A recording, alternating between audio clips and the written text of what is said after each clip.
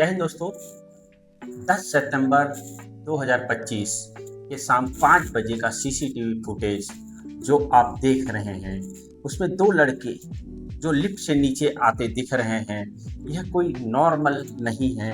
यह एक ऐसी जघन्य घटना को अंजाम देके एक नॉर्मल तरीके से आराम से बाहर निकलते दिख रहे हैं। ये सीसीटीवी फुटेज हैदराबाद के स्वान लेक अपार्टमेंट की है, जहां 13वें मंजिल में ये लड़के घटना को अंजाम देते हैं और आराम से एक बैग को लेके लिफ्ट के माध्यम से नीचे उतरते हैं और बेरोक टोक अपने एक वाहन से बाहर निकल जाते हैं। ये केस अपने आप में दिल दहला देने वाली है, जिसको आप सुन के देखेंगे कि किसी के ऊपर विश्वास करना कितना मुश्किल है। जय हिंद, मैं जितेंद्र ताम्रकार, सीजी क्राइम तक स्टोरी में आपका स्वागत है। आईटी हब साइबराबाद के राकेश अग्रवाल और रेनू अग्रवाल का परिवार में सब कुछ ठीक ठाक चल रहा था। जहां राकेश अग्रवाल एक स्टील कारोबारी था, वहीं रेनू अग्रवाल एक हाउसवाइफ थी।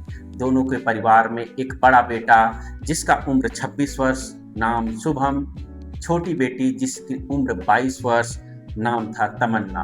तमन्ना अपनी आगे की पढ़ाई के लिए अदर स्टेट में पढ़ाई कर रही थी, मगर क्या पता था कि 10 सितंबर 2025 को इस भरे पूरे परिवार में किसी की नज़र लग जाएगी। एक परिवार में कुछ दिन पहले एक आदमी, एक लड़का का एंट्री होता है और वह ऐसा घटना करता है कि सब कॉलोनी वाले और परिवार वाले दंग रह जाते हैं। दोस्तों, 10 सितंबर 2025 को शाम 7 बजे राकेश अग्रवाल और उसका बेटा शुभम अग्रवाल अपने ड्यूटी से, बिजनेस ऑफिस से अपने घर आते हैं। घर आने के बाद 13वीं मंजिल में जाके डोरबेल बजाते हैं।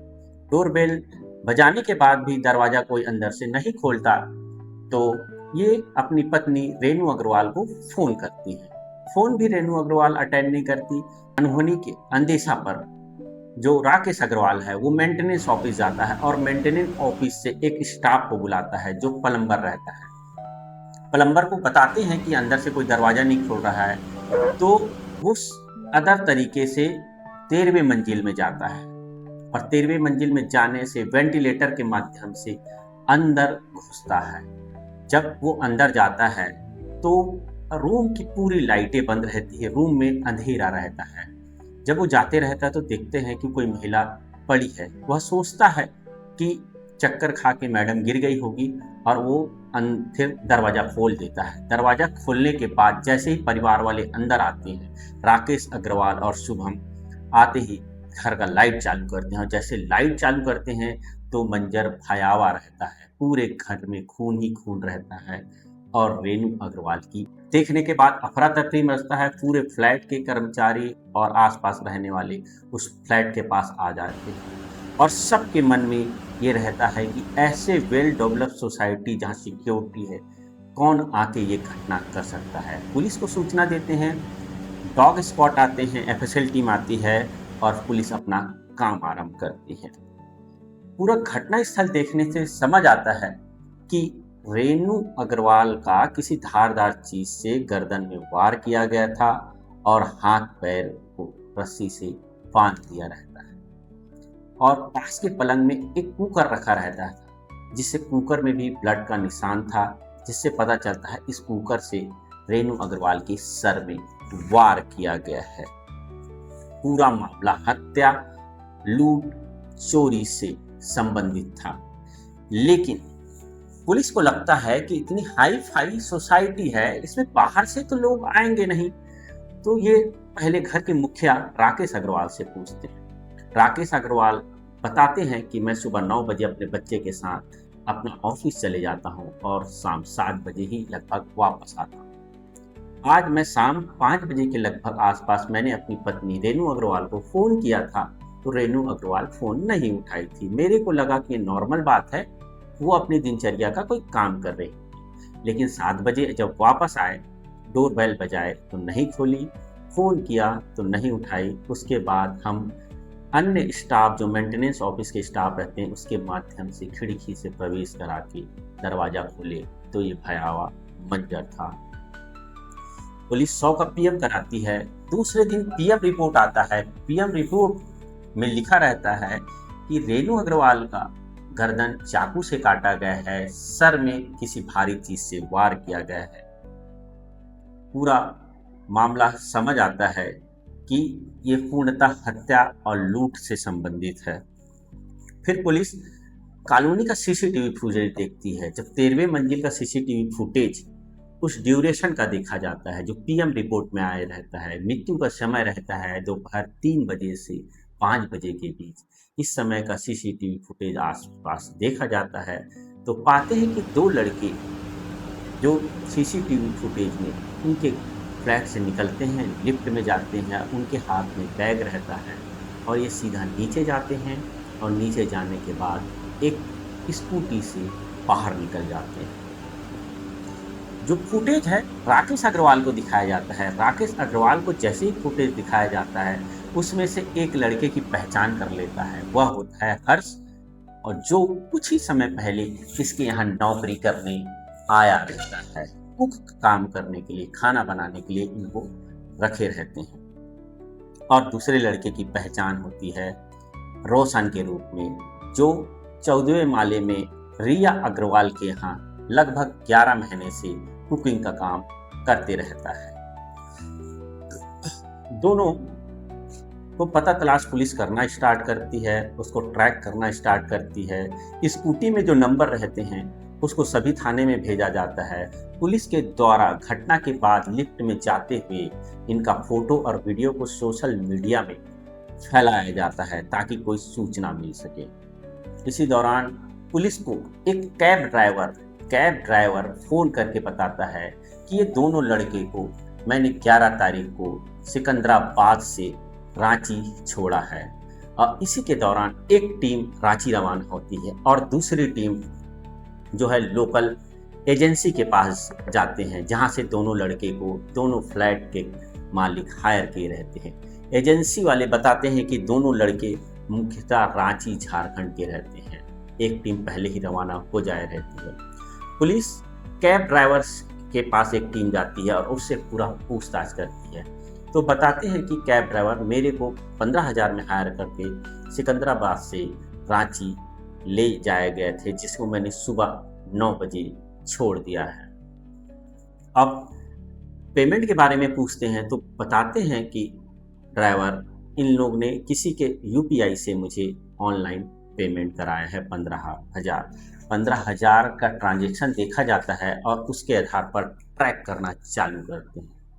फिर उसके आधार पे इनका लोकेशन आता है रांची स्टाफ पहले से ही रवाना हो जाया रहता है, वो उनको ट्रैक करते हैं और उसके एक पहचान वाले के घर जहां ये दोनों रहते हैं, रोशन के परिवार वाले राजू वर्मा के घर से इनकी अरेस्टिंग होती है।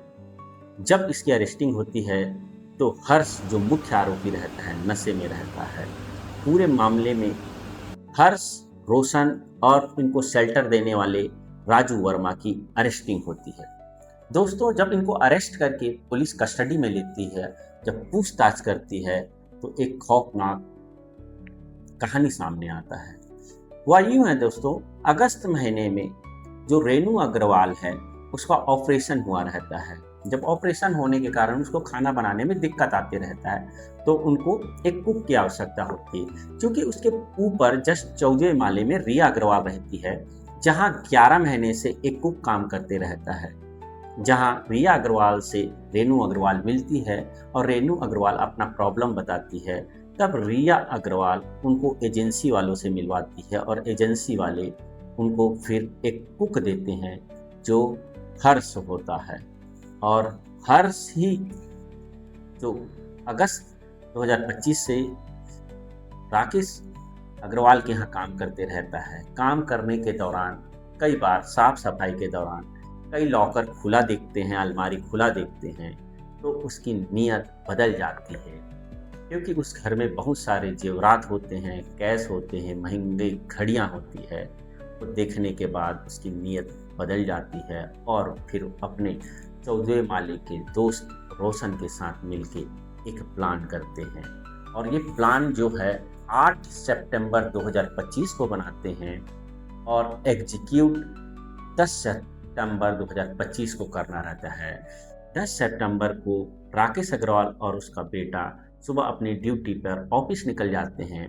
जो काम वाली मैड रहती है वो भी काम की सफाई करके लगभग दोपहर 1 बजे चली जाती है। दोपहर को जो रेनू अग्रवाल है घर में अकेले रहती है।